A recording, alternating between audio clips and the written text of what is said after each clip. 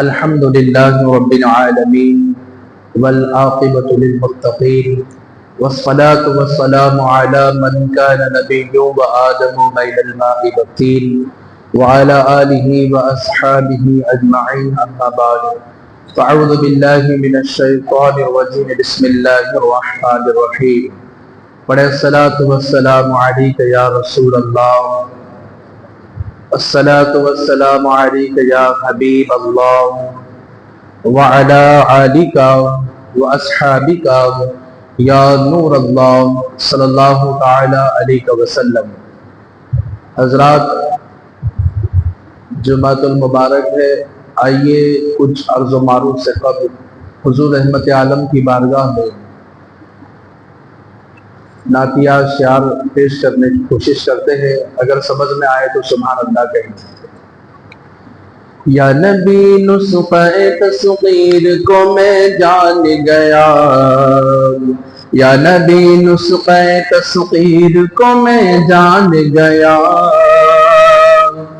یا نبی نسخہ تصغیر کو میں جان گیا، جان گیا جان گیا، اس کو سب مان گئے آپ کو جو مان گیا، اس کو سب مان گئے آپ کو جو مان گیا، یا نبی نسخہ تصغیر کو میں جان گیا، یا نبی نسخہ تصغیر کو میں جان گیا، اور ہر مقام والوں کو کرتا ہوا حیران گیا، ہر مقام والوں کو کرتا ہوا حیران گیا، ہر مقام والوں کو کرتا ہوا حیران گیا، حیران گیا، لامقام میرا پیغمبر ذیشان گیا، کہ سبحان اللہ،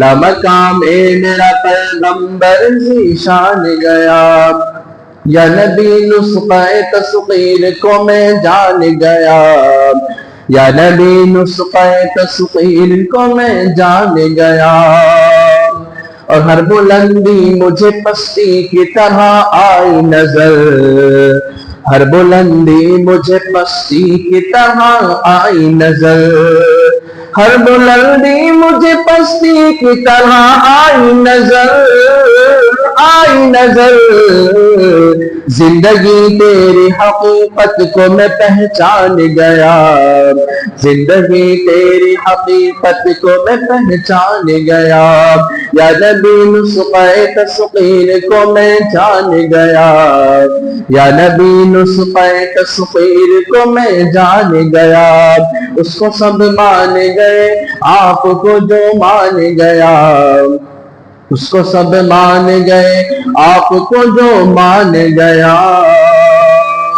آخری شعر ملاحظہ فرمائیں، جیسے برسوں کی ملاقات رہی ہو ان سے، جیسے برسوں کی ملاقات رہی ہو ان سے، جیسے برسوں کی ملاقات رہی ہو ان سے، رہی ہو ان سے، قبر میں دیکھتے ہی میں انہیں پہچان گیا، قبر میں دیکھتے ہی میں انہیں پہچان گیا، جیسے برسوں کی ملاقات رہی ہو ان سے، کن سے؟ محمد رسول اللہ صلی اللہ علیہ وسلم سے، جیسے برسوں کی ملاقات رہی ہو ان سے، جیسے برسوں کی ملاقات رہی ہو ان سے، جیسے برسوں کی ملاقات رہی ہو ان سے، رہی ہو ان سے، قبر میں دیکھتے ہی میں انہیں پہچان گیا، قبر میں دیکھتے ہی میں انہیں پہچان گیا، یا نبی نسخہ تصغیر کو میں جان گیا، یا نبی نسخہ تصغیر کو میں جان گیا، اس کو سب مان گئے آپ کو جو مان گیا، اس کو سب مان گئے آپ کو جو مان گیا۔ اب آئیے کچھ عرض و معروف سے قبل کلام الامام امام الکلام، نبی کی شان جو بیان کرتے ہیں सरवर कहूं कि मालिको मौला कहूं तुझे, सरवर कहूं कि मालिको मौला कहूं तुझे, बाग़े खलील का गुले ज़ेबा कहूं तुझे। सरवर कहूं कि मालिको मौला कहूं तुझे, बाग़े खलील का गुले ज़ेबा कहूं तुझे। तेरे तो वस्फ़ ऐब तनाई से है बरी, तेरे तो वस्फ़ ऐब तनाई से है बरी, हैरान हूं मेरे शाह मैं क्या क्या कहूं तुझे। लेकिन रज़ा ने खत्म सुखन इस पे कर दिया, मुर्शिद रज़ा ने खत्म सुखन इस पे कर दिया, खालिक का बंदा खल्क का आका कहूं तुझे, खालिक का बंदा खल्क का आका कहूं तुझे। हज़रात मोहतरम और इरशाद फरमाते हैं कि नेमतें बांटता जिस सिमत वो ज़ीशान गया, साथ ही मुंशी रहमत का कलमदान गया। आज ले उनकी पना आज मदद मांग उनसे, कल न मानेंगे कयामत में अगर मान गया। और तुम पर मेरे आका की इनायत न सही, नजदियों कलमा पढ़ाने का भी एहसान गया। जानो दिल होश और खिरत सब तो मदीने पहुंचे, जानो दिल होश और खिरत सब तो मदीने पहुंचे। तुम नहीं चलते रजा सारा तो सामान गया, तुम नहीं चलते रजा सारा तो सामान गया। और फिर अल्लाह अकबर मेरे इमाम कहते हैं सबसे औला व आला हमारा नबी, सबसे बाला व आला हमारा नबी। अल्लाह अकबर कहते हैं खल्क से औलिया, औलिया से रसूल और रसूलों से आला हमारा नबी। जिसके कलमों का धोबन है आबे हयात, है वो जाने मसीहा हमारा नबी। जिसकी दो बूंद है कौसरो सलसबील, है वो रहमत का दरिया हमारा नबी। मांगने वाले मंगतों को यूं चाहिए, मांगना और किसी से क्यों चाहिए। कौन देता है देने को मुंह चाहिए, देने वाला है सच्चा हमारा नबी, देने वाला है सच्चा हमारा नबी। अब आइए खुतबा मसनून के बाद जिस आयत मुबारका की तिलावत का शर्फ हासिल हुआ, मुसलमानों का बच्चा बच्चा उस आयत पाक को पढ़ता है। जैसे कुरान पाक की इब्तिदा हर सूरत की इब्तिदा होती है एक कलीमे से, एक आयत मुबारका से, वो है बिस्मिल्लाहिर्रहमानिर्रहीम। पहली मर्तबा मैं इस मस्जिद में बयान कर रहा हूँ, हमारे दोस्त मौलाना फारूक साहब की बदौलत आपके दरमियान आया हूँ, क्योंकि उन्होंने कहा कि मौलाना आज हमारी मस्जिद में आइए, तो उनकी दावत पर मैं लब्बैक कहते हुए आया हूँ। तो बिस्मिल्लाह शरीफ से ही आगाज, पहली मर्तबा इंशाअल्लाह फिर मौलाना की क़यादत में फिर कभी मौका मिला तो देखें। हज़रात मोहतरम, अल्लाह तबारक व तआला ने इस आयत मुबारका में इतनी रहमतें और बरकतें रखी हैं।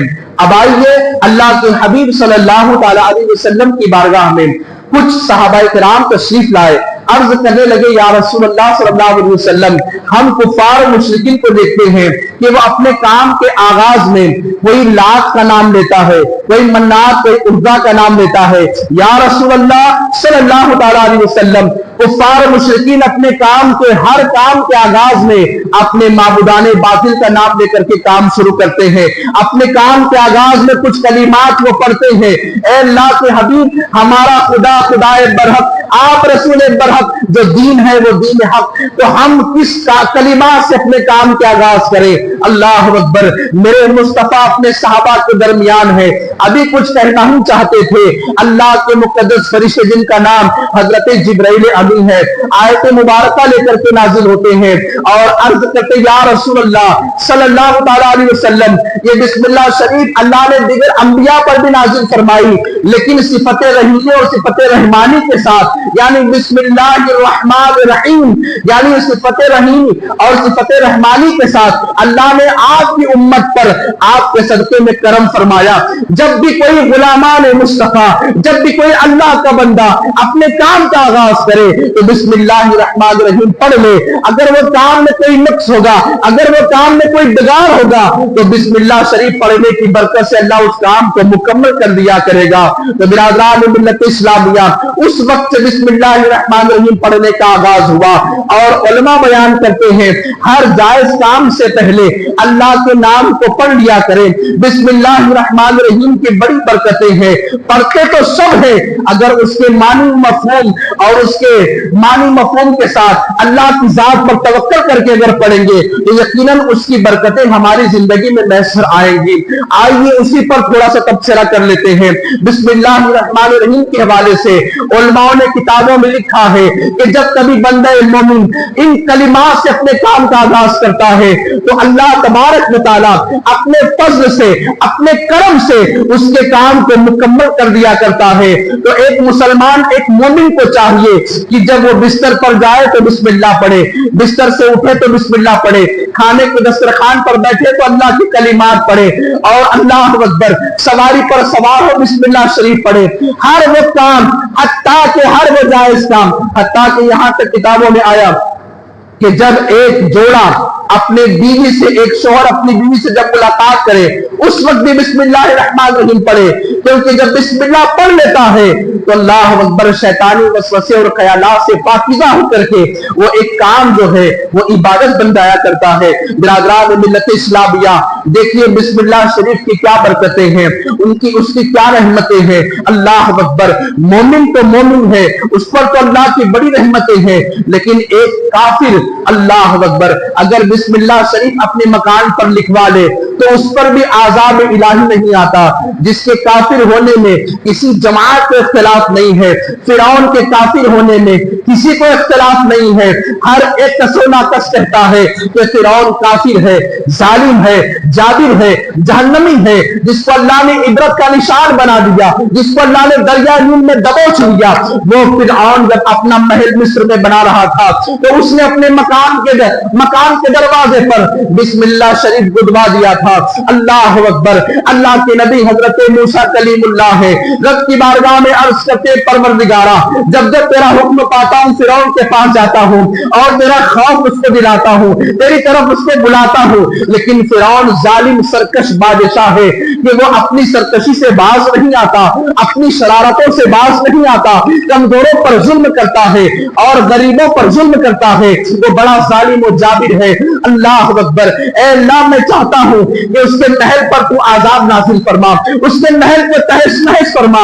اللہ کے نبی حضرت موسیٰ کلیم اللہ نے اللہ کی بارگاہ میں یہ عرض کرنا تھا، اللہ کریم نے 2 فرشتوں کو بھیج دیا کہ فرعون کے محل کو تہس نہس کر دے، اس کے محل پر عذاب مسلط کر دے۔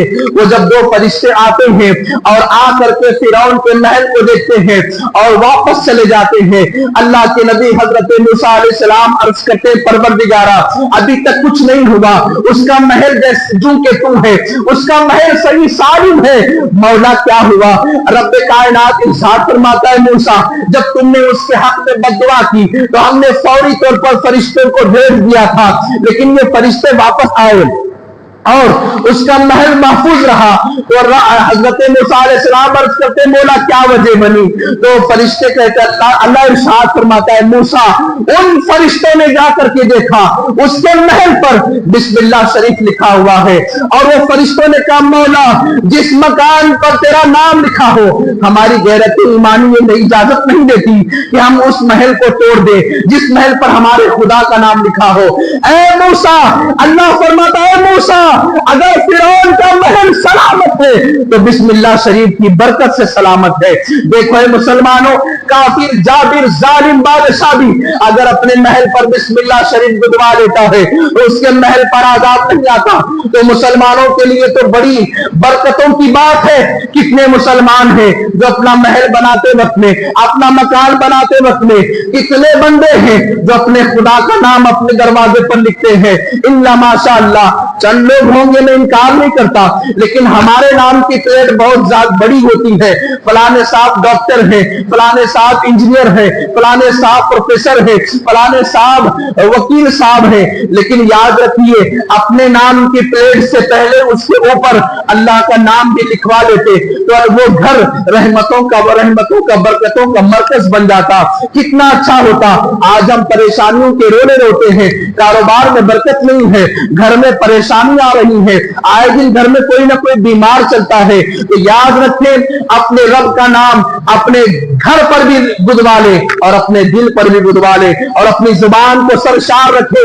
جو زبان اللہ کے ذکر سے سرشار رہتی ہے اللہ تبارک و تعالیٰ اس زبان والے بندے کو اپنی برکتوں کے حصے عطا فرماتا ہے۔ اور اتنا ہی نہیں، زبانی جمع خرچ نہیں، بلکہ بخاری شریف کی حدیث پاک ہے، آخر میں یہ حدیث پاک موجود ہے جس کو ختم بخاری میں علماء بیان کرتے ہیں۔ اللہ کے حبیب صلی اللہ تعالی علیہ وسلم نے ارشاد فرمایا، قال رسول اللہ صلی اللہ علیہ وسلم کلمتان حبیبتان الی الرحمن خفیفتان علی اللسان ثقیلتان فی المیزان سبحان اللہ وبحمدہ سبحان اللہ العظیم۔ مطلب معنی کیا ہوا؟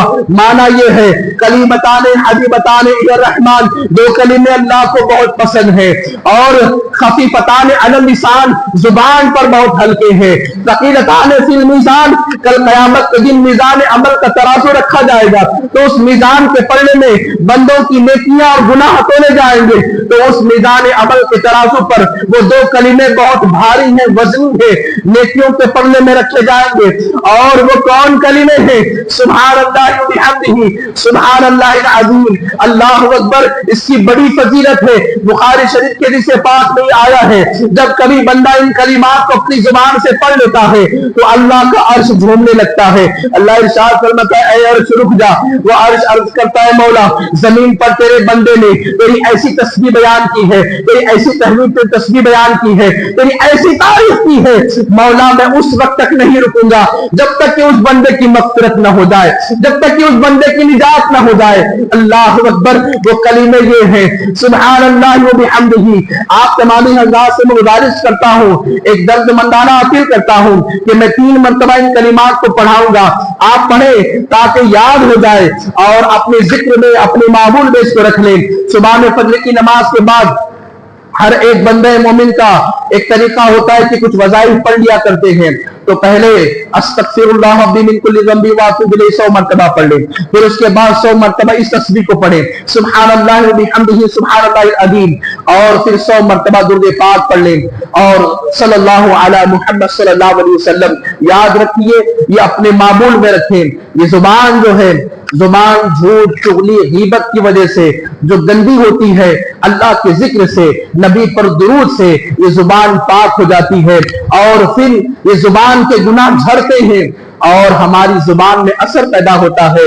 آج معاملہ یہ ہے بوڑھے ماں باپ اپنے بچوں کو کوئی حکم دیتے ہیں، بچے مانتے نہیں۔ وجہ کیا ہے؟ وجہ یہ ہے کہ ہماری زبانوں کا جو اثر ختم ہوا ہے، اللہ کے ذکر سے ہم غافل بیٹھے ہیں۔ تو آپ بلند آواز سے کہیں سبحان اللہ وبحمدہ سبحان اللہ العظیم سبحان اللہ وبحمدہ سبحان اللہ العظیم سبحان اللہ وبحمدہ سبحان اللہ العظیم۔ تو برادران ملت اسلامیہ، بات چل رہی تھی بسم اللہ الرحمن الرحیم کی، اسی پر ہماری گفتگو ہو رہی تھی۔ یہ وہ آیت مبارکہ ہے جو 114 صورتوں میں، سورہ توبہ کے علاوہ 113 صورتوں میں، سورت کے شروعات میں سب سے پہلے بسم اللہ شریف قرآن پاک میں ہے۔ تو بندہ ہر کام سے پہلے، اپنے جائز کام سے پہلے اگر اس کو پڑھ لیتا ہے تو اس کی برکتیں اس کی زندگی میں میسر آئیں گی۔ برادران ملت اسلامیہ، اب آئیے اپنی گفتگو کو میں سمیٹ لوں۔ اللہ کے رسول صلی اللہ تعالی علیہ وسلم نے جس کو سیف اللہ کے خطاب سے نوازا، حضرت خالد بن ولید ہے۔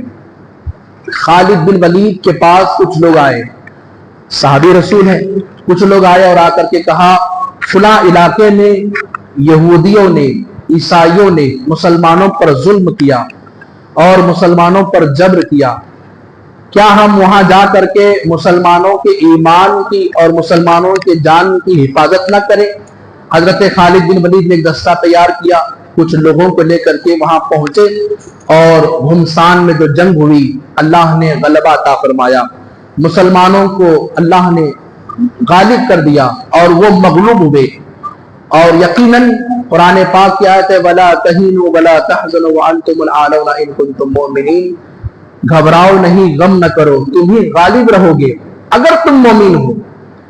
تو حضرات محترم، جب حضرت خالد بن ولید ان عیسائیوں پر غالب آتے ہیں، قلعے کے اندر ان لوگوں کو قید کر دیا، قلعے کے ارد گرد مسلمان پہرا دے رہے ہیں، اندر سے ایک عیسائی پادری باہر آتا ہے، آ کر کے کہتا ہے مسلمانوں تمہارا امیر کون ہے، میں ملنا چاہتا ہوں۔ لوگوں نے کہا ہمارا امیر تو خالد بن ولید، کہا میں ملنا چاہتا ہوں۔ جب حضرت خالد بن ولید سامنے آئے، کہا ما فعلت، کہا کیا بات ہے، بولو کیا کام؟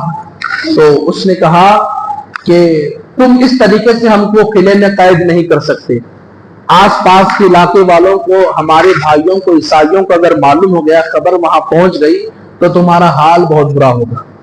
تو حضرت خالد بن ولید نے بلیغ خطبہ دیا، کہا کہ ہم اپنی ذات کے لیے، اپنے لیے نہیں آئے ہیں، بلکہ تم ظالم تھے، ظلم کر رہے تھے اللہ کے بندوں پر، اس ظلم کو روکنے کے لیے، مظلوموں کی مدد کے لیے اور اللہ اس کے رسول کے قانون کو نافذ کرنے کے لیے ہم آئے ہیں، ہماری کوئی خواہش نہیں ہے، ہماری کوئی ذاتی مفاد نہیں ہے۔ تو جب خالد بن ولید کے اس خطبے نے اس عیسائی پادری کے ذہن میں ایک بات ڈال دی کہ کیا تمہیں تمہارے خدا پر اتنا یقین ہے، اتنا بھروسہ ہے؟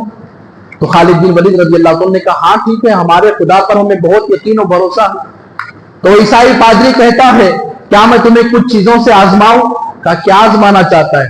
کہا کہ میں ایک زہر کی بوتل دوں گا، اگر تم زہر پینے کے بعد بچ گئے تو میں سمجھوں گا کہ تمہارا خدا سچا ہے، تمہارا رسول سچا ہے، تمہارا دین اسلام سچا ہے اور تم سچے ہو، اور اگر تم زہر پینے کے بعد مر گئے، جس گروہ کا امیر، سپہ سالار امیر مر جاتا ہے تو وہ قوم کو قیدی بنا دیا جاتا ہے، کیا شرط منظور ہے؟